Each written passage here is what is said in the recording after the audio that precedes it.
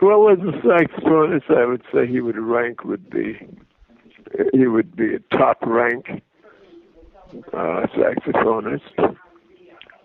When we first knew him, he was playing alto, and his appellation at that time was Little Bird. So people that go back know him as Little Bird. So he was quite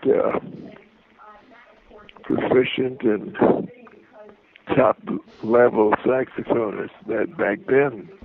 Of course, he had his bands and great writer and everything. I mean, he's top rank to me.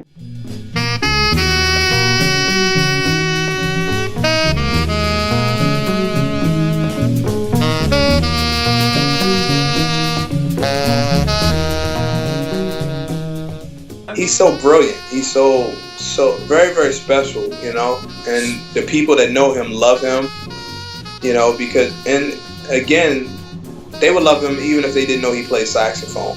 It's just a spirit that comes out of him. He has a spirit of Thanksgiving, I think, for every day, because, you know, without going into a story, you know it as well as I do, I'm sure. He's been through a lot of stuff, man, and he probably shouldn't be here right now. Most of his friends aren't. Well, I had a family that was musically inclined.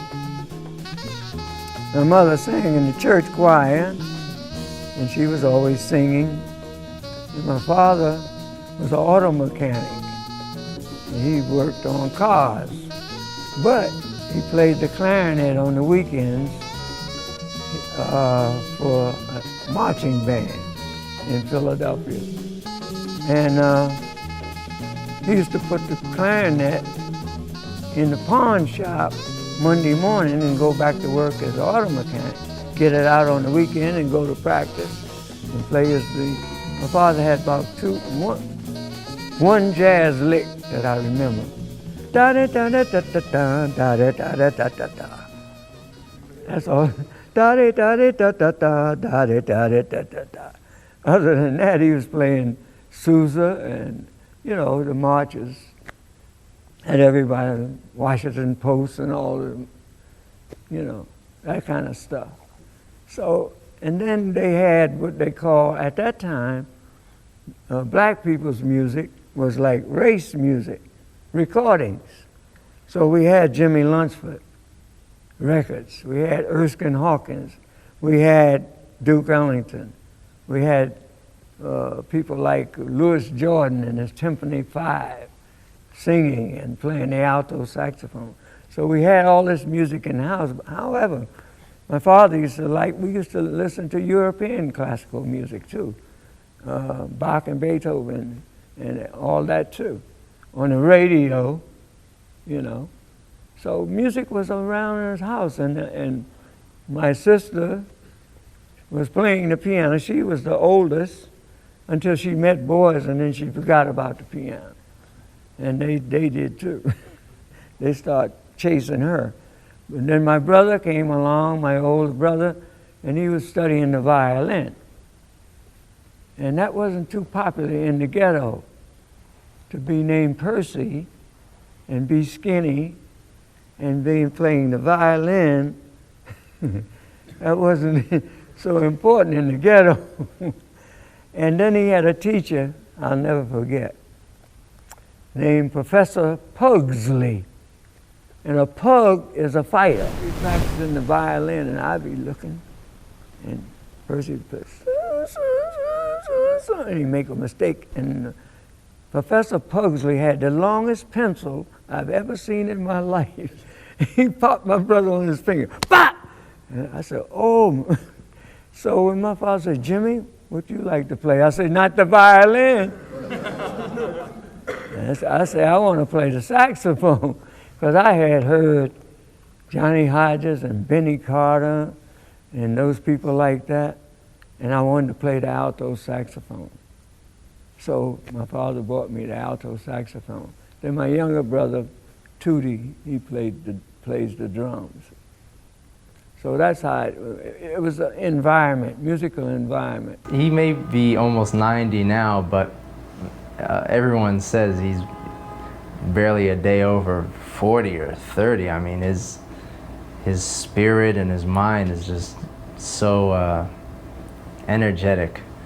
And every time I leave, you know, hanging out with him at his house, I walk back to the subway in like a euphoric state. I'm always just like, wow, I've just been enlightened with all this great information and wisdom. And he's just funny. His humor, which I've heard he gets from his mother.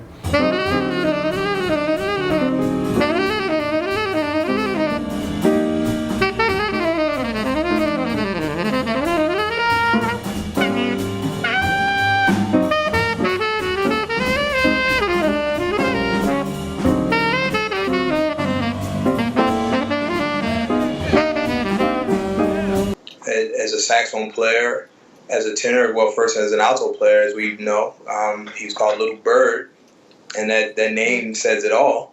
But switching to tenor, along with John Coltrane, probably about around the same time, he's very, very important in that bridge. It's just like we would think of from Coleman Hawkins to Sonny Rollins would be that bridge from the swing into what they call the bebop period. But he's along there, you know, in Dexter Gordon.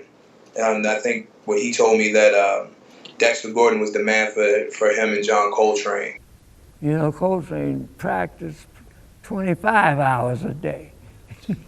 It's only 24, right?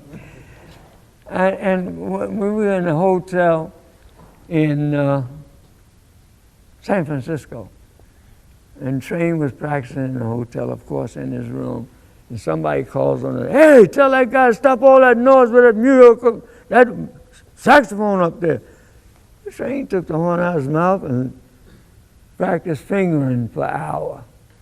His music is very sensitive, it's very intellectual, it swings very hard, it has political consciousness, it has social consciousness. But the Heath sense of humor, I know Heath's mother, and Jimmy inherited that from his mother a long time ago when I was over to their house. With this, I was just in the Fort Dix area, and I stopped by there.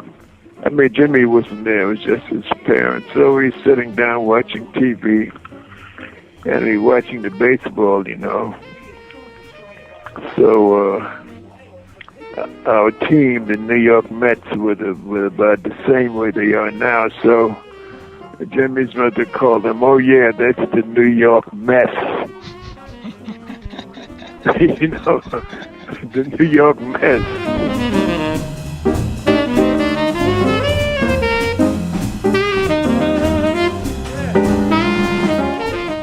Charlie Parker, being around Charlie Parker was like being around God. I said, oh, this guy's a God. He must have came from heaven. How can you play like that? Charlie Parker could play. I've been around Bird and play in person, and he played for 15 minutes and don't play the same thing nowhere. Just keep creating. So you got to be really work hard to get to that. Dizzy was the same way.